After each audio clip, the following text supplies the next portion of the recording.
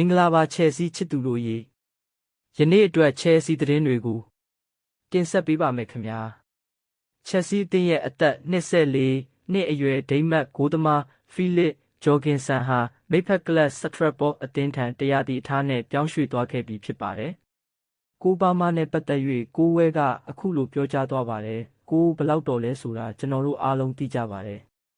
နေ့တိုင်းလိုလဲဒါကိုမြင်တွေ့နေရတာပါဟုတ်ပါတယ်ဒဏ်ရာပြဿနာတွေကြောင့်ပြီးခဲ့တဲ့ရာသီကသူ့အတွက်ခက်ခဲတဲ့ရာသီတစ်ခုဖြစ်ခဲ့ပေမဲ့သူ့ရဲ့စွမ်းရည်ပေါ်ယုံကြည်မှုကတော့ဘယ်တော့မှလျှော့ပါမသွားခဲ့ပါဘူးသူကကျွန်တော်တို့အသင်းအတွက်အလွန်အရေးပါတဲ့ကစားသမားတစ်ဦးဖြစ်ပြီးလိုအပ်တဲ့အချိန်တိုင်းမှာအကောင်းဆုံးခြေစွမ်းကိုထုတ်ပြနိုင်စွမ်းရှိသူပါ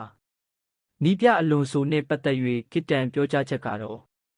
သူကကျွန်တော်ပေါ်မှာတိုက်ရိုက်ကိုယ်တိုင်ပါဝင်ကူညီလမ်းညွှန်ပေးပြီးအပြုသဘောဆောင်တဲ့သဘောထားမျိုးထားရှိပါတယ်သူဟာနီးပြကောင်းတစ်ယောက်ဖြစ်တယ်လို့ပေါင်းတင်ဆက်ဆံရတာကောင်းမွန်တဲ့သူတစ်ယောက်လည်းဖြစ်ပါတယ်ပွဲစဉ်တွေနဲ့လေ့ကျင့်ရေးအစီအစဉ်တွေမှာသူကကျွန်တော်ကိုအကြံဉာဏ်တွေပေးတာဟာကျွန်တော်အတွက်တော့အကောင်းဆုံးအရာပါပဲသူကကျွန်တော်တို့ရဲ့နီးပြဖြစ်နေတဲ့အတွက်ကျွန်တော်ကျေးဇူးတင်မိပါတယ်နောက်ပြီးကစ်တန်က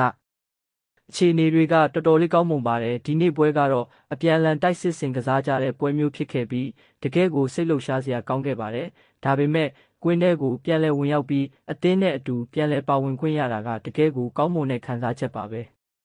အခုဆိုရင်ကျွန်တော်အနေနဲ့ပိုပြီးကောင်းမွန်လာပါပြီဒဏ်ရာတွေကလည်းတက်တာလာပြီဖြစ်လို့စိတ်ရောကိုယ်ပါကောင်းမွန်တဲ့အခြေအနေမှာရှိနေပါတယ်အသင်းနဲ့ရောကိုယ့်ရဲ့ခန္ဓာကိုယ်အခြေအနေနဲ့ပါပတ်သက်ပြီးအားလုံးအဆင်ပြေကောင်းမွန်နေပါတယ်ဂျာအိုပက်ထရိုနဲ့ပတ်သက်၍နီးပြအလွန်ဆိုက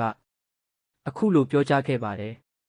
သူကအောင်မြင်မှုရဖို့အလွန်စားလောင်နေသူပါဂျော့ဟာဒီယာဒီမှာအကောင်းဆုံးခြေစွမ်းပြသနိုင်ဖို့တကယ်ကိုပြင်းပြတဲ့စိတ်ဆန္ဒရှိနေပါတယ်ကောင်းမွန်တဲ့ယာဒီတစ်ခုကိုဖျက်ဆီးပြီးနောက်မှာလဲသူကဂိုးတွေဆက်တိုက်သွင်းယူသွားချင်နေတာပါကျွန်တော်တို့အနေနဲ့သူ့ကိုကူညီပေးဖို့လိုအပ်ပါတယ်သူ့ပတ်ဝန်းကျင်ကကစားသမားတွေမှာလည်းဂိုးသွင်းယူလို့စိတ်ရှိဖို့လိုအပ်ပါတယ်ဒါကတိုက်စစ်မှုတစ်ယောက်တည်းနဲ့ပဲသက်ဆိုင်တဲ့ကိစ္စမဟုတ်ပါဘူးကျွန်တော်တို့အနေနဲ့အရေးသွေးကောင်းတဲ့ကစားသမားအင်အားစုကိုပိုင်ဆိုင်ထားခြင်းတလို့အသင်းကောင်းတစ်သင်းကိုလည်းတိစောက်ချင်ပါတယ်ဒီနေ့ပွဲကသင်ခန်းစာယူစရာကောင်းတဲ့အကျိုးရှိတဲ့ခြေစမ်းပွဲတစ်ပွဲဖြစ်ခဲ့ပါတယ်အဆုံးထိနားထောင်ပေးခဲ့ကြတဲ့ချယ်ဆီချစ်သူတွေအားလုံးကိုကျေးဇူးအထူးတင်ရှိပါတယ်ခင်ဗျာ